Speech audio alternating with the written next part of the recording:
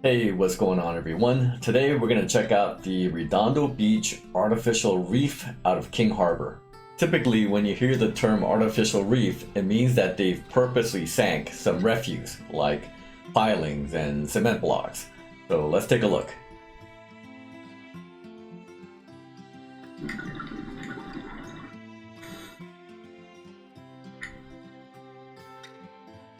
So from a fisherman's standpoint, the thing to take away is these don't appear to be big pieces of structure, and the implication there is it's not going to light up your Fishfinder screen. Now the thing that makes the artificial reef kind of extraordinary is just how close it is to the launch. So let's take a ruler, draw a line to the launch point. Okay, so it's under a mile as the crow flies. So if you add in a couple of turns, it's well within a mile and a half, which is pretty beginner friendly. Now, the fact that it's that close has some negative implications. It means that a lot of people are going to be able to reach it and pressure it. But still, if you're looking for a good newbie spot, let's take a look.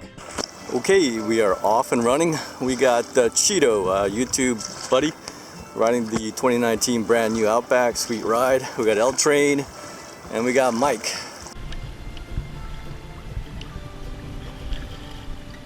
Okay, so I don't care where you are, okay?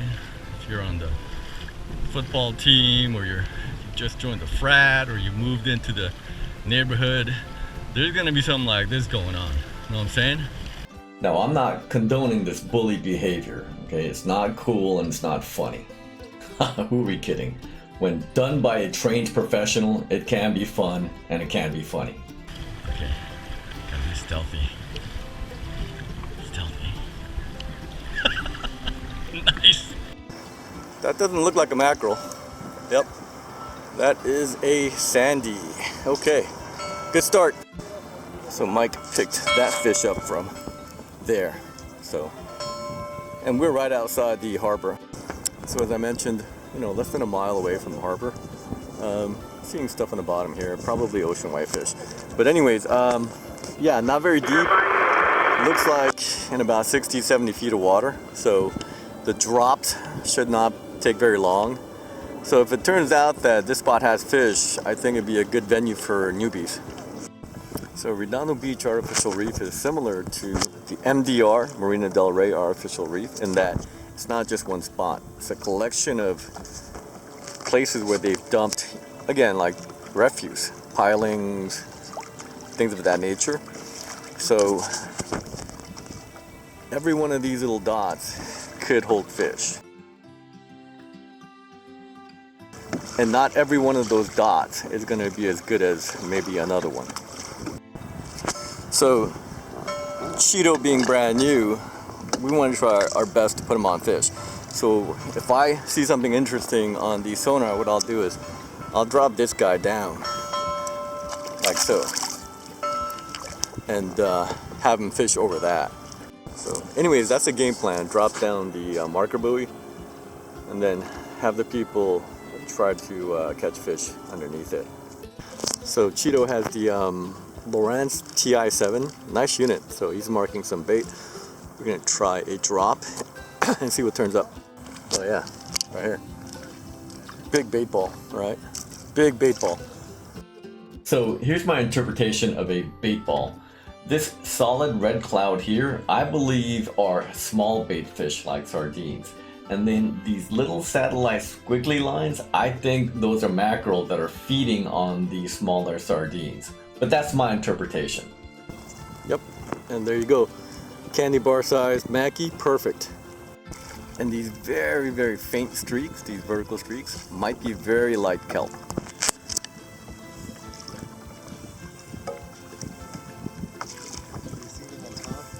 Nothing yet. But we're in the general vicinity, so. And again, these the built-in maps aren't always spot on, so you just kind of navigate to the general area and then do your own. Here we go. Right here.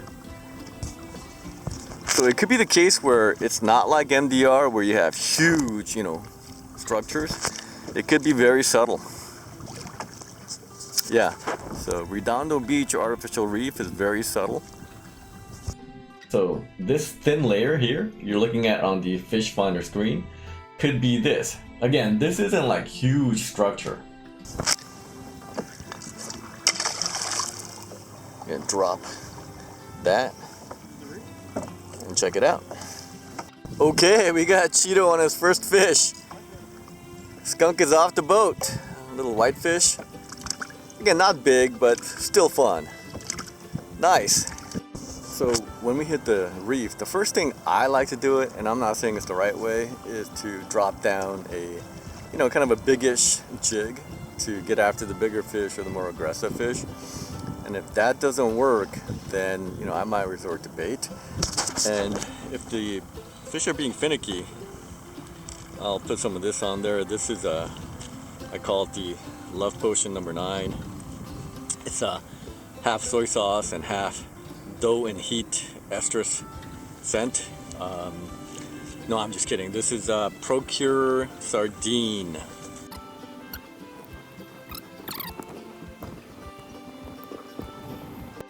Okay, so they're not really super aggressive today, so we're gonna go double dropper loop with 8-ounce sinker. 8 ounces is probably a little overkill for 70 feet, but I'm just gonna use one weight for shallow water and deeper water, so we'll see. Here we go.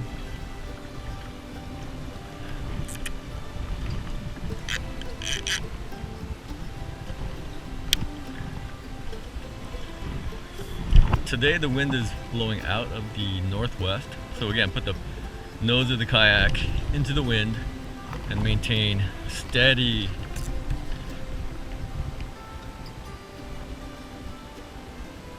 Wow. So the bait's not getting hit.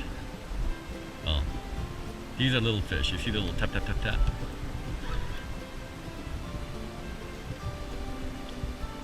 Could be mackerel. Could be little ocean whitefish. But I have circle hooks, so I shouldn't have to swing on them. I'm gonna wait for a couple of good thumps and then just wind.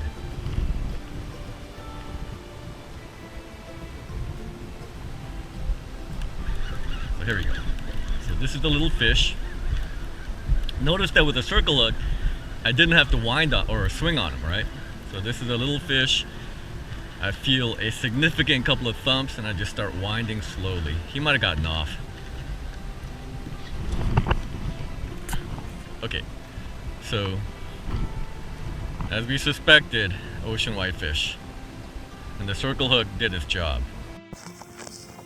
So yeah, not a bad mark. I mean, these guys are probably mackerel, maybe some ocean whitefish mixed in. And again, I mean, this is a good mark. You never know if the fish are going to be in a mood to bite, but dropping down here is a lot better than dropping down into nothing, of course. And here is the waypoint. So we ended up bouncing from point to point, and this image right here, this scene is about as good a mark as we found. Now you can tell that this is not small bait like sardine or anchovy. Is compare that to this. Okay, see how much more dense and red this is? Here you can make out kind of individual squigglies, and there's a little bit of space and some yellow in between. And this right here is not structure because there's a little bit of space right here. So whenever you see these little kind of like squiggly lines all bunched together, typically that means one of two things. It's either mackerel, or if it's close to the bottom, it's going to be ocean whitefish. Typically. Little guys.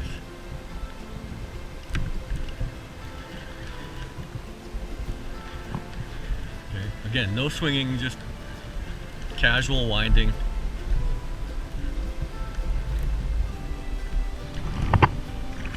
This time it's mackerel.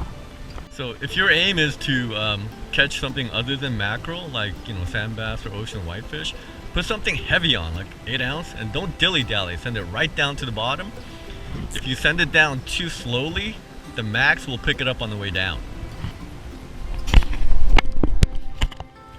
And you can tell, like the tap tap tap tap, those are little fish. If it's a sand bass, you're gonna feel thump, thump. So I'm gonna be patient and wait a little bit.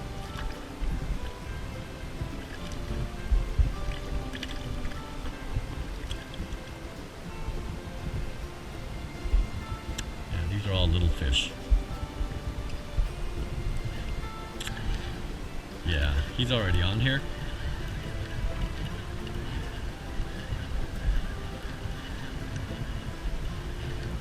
But anyways, I mean, if you're kind of new to the game and you just want to come out and catch fish, put fish on the boat and have fun, not a bad way, you know. The mark is only, again, probably less than a mile from... Oh, look at this! This is some kind of a perch or something. So my surprise stems from the fact that I don't catch very many of these. This is some kind of a perch. And I suspect these are the fish that kind of light up the Fishfinder as you're paddling out of the harbor. And I'll typically use like 3/0 hooks to exclude some of the smaller fish. So take a close look and look at the size of the hook in comparison to the size of the mouth.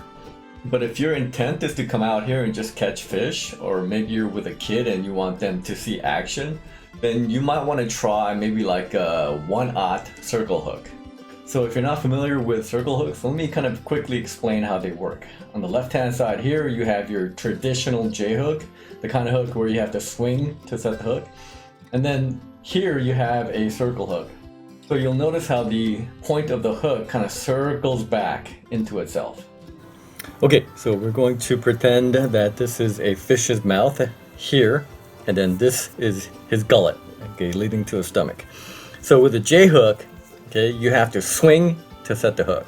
The problem is if you wait too long and the fish swallows the hook deep into his gullet and you swing here, boom, this hook is going to get lodged deep in its gullet. And that means if you're planning on catching and releasing this fish, it's probably not going to survive the surgery. Okay, with a circle hook, you're not supposed to swing to set the hook. Because the hook point is circled back onto itself, it will, if you swing and pull on it, it'll just slide right out of the fish's mouth. So here's how a circle hook works, okay? So the fish will swallow the hook, right? And then it'll turn and swim away. And as it swims, I'm going to open this up, this will just slide up the gullet without catching, okay? It'll slide, and then right as it gets to the corner of its mouth, at this point, it'll catch. And so if everything goes right, you know, just about every fish that you catch will be caught right in the corner of its mouth, which means that you can catch and release to your heart's content without harming the fish. And on top of that, if you have a new person, then you don't have to worry about timing issues, okay? The fish is basically going to hook itself. Okay, so at this point I'm going to wrap up the video by summarizing some of the pros and cons of Redondo Beach Artificial Reef. The big advantage, obviously, is that it's close. I mean, we're talking about a paddle that's a little over a mile. The big drawback is, unfortunately, it's close. It means that it's going to get pressured by a bunch of people. It's kind of like the place where you might want to go if you just want casual, you know, fun action with small fish. If you're after bigger fish, you're probably better off at Palawan or the MDR Artificial Reef. So let me do a quick comparison. Here on the left, you have Redondo Beach Artificial Reef. Here on the right, you have the Marina del Rey Artificial Reef. Plain to see, everything at MDR is going to be bigger, stronger, faster. You got way bigger fish marks sitting on top of way bigger structure. But then again, it involves about 4 more miles of paddling, and that's probably why the fish don't get the pressure. Okay, that about wraps it up for the Redondo Beach Artificial Reef video. I've got some bonus footage, and it's mostly just people catching fish. We had a guy out there who was a first timer out on open water, and it's always cool to see someone try something new and having a good time at it. So here we go. Put half your focus on the nose into the wind and pedal every once in a while, or otherwise you'll quickly come off the mark.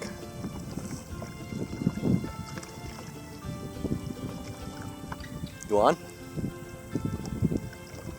Okay. Don't settle for the little tap tap tappers. Wait for the big thump thump. Whoa. No? Like that one.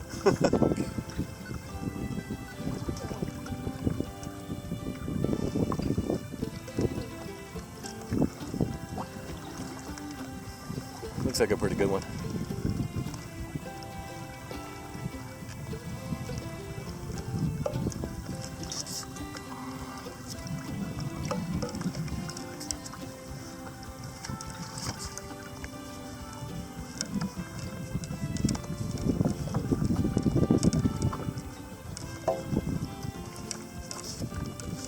a lot of work bringing something up from like 210, 225 feet. But we're hoping it's going to be worth it. Yeah, nice. Nice red. Looks like a pretty nice one.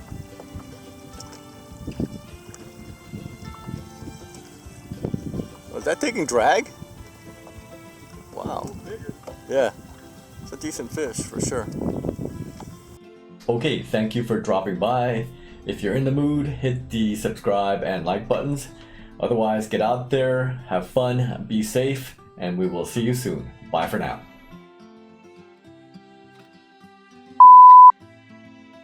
That's a big one.